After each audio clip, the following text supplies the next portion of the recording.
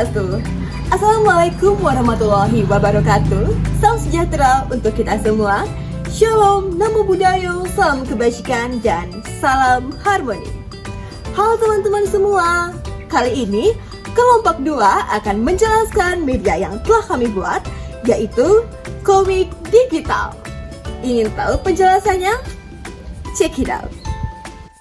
Pada pembelajaran kali ini, kami menggunakan sebuah media pembelajaran berupa komik digital. Komik merupakan sebuah seni gambar tidak bergerak yang di dalamnya berisi sebuah urutan peristiwa dari seorang karakter. Nah, biasanya komik ini disajikan secara fisik atau berupa buku, kemudian kami memberikan inovasi memindahkan komik ini menjadi digital atau elektronik. Nah, di dalam komik ini kami mengusung tema bullying, yang mana pesan moralnya, siswa tidak boleh melakukan aktivitas bullying ini karena akan sangat berdampak negatif pada korban. Dalam media pembelajaran ini juga kami menggunakan karakter dari film kartun Doraemon, yaitu Nobita, Shizuka, dan Giant, yang akan menambah minat baca dari peserta didik. Halo semuanya, perkenalkan aku Yuliani. Di sini aku akan menjelaskan bagaimana cara penggunaan komik digital. Yang pertama, silahkan ajak siswa untuk membaca komik digital. Yang kedua, siapkan perangkat yang memadai, bisa berupa laptop ataupun handphone. Yang ketiga, klik link yang sudah disediakan. Yang keempat, silahkan baca komik secara berurutan sesuai halamannya dari kiri ke kanan. Yang kelima, ajaklah siswa untuk mencari tahu apa sih yang terjadi di komik tersebut. Dan yang terakhir, tugas guru yaitu melakukan penguatan materi terkait materi hak dan kewajiban. Bagaimana? Mudah bukan? Selamat mencoba!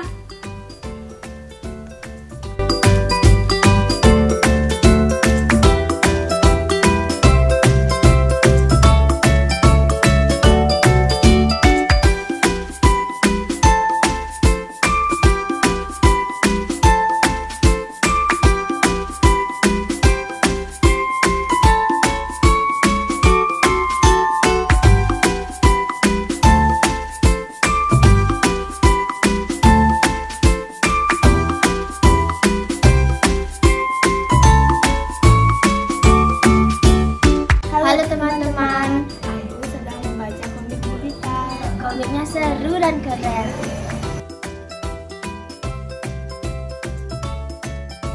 Di sini saya akan menjelaskan manfaat komik bagi anak SD. Yang pertama, meningkatkan minat baca. Komik biasanya dilengkapi dengan gambar dan narasi yang menarik, sehingga dapat membangkitkan minat anak-anak untuk membaca. Mereka dapat merasakan kegembiraan dan kesenangan saat membaca komik, yang pada gilirannya akan membantu memperluas kebiasaan membaca mereka. Yang kedua, pengembangan imajinasi. Komik memanfaatkan kombinasi antara gambar dan teks untuk menceritakan cerita. Anak-anak dapat menggunakan imajinasi mereka untuk mengisi kekosongan antara panel-panel gambar, mengembangkan pemahaman mereka tentang alur cerita, dan memvisualisasikan peristiwa dalam pikiran mereka. Yang ketiga, meningkatkan keterampilan bahasa. Komik membantu anak-anak dalam memahami dan mengenal berbagai kosakata dan bahasa baru.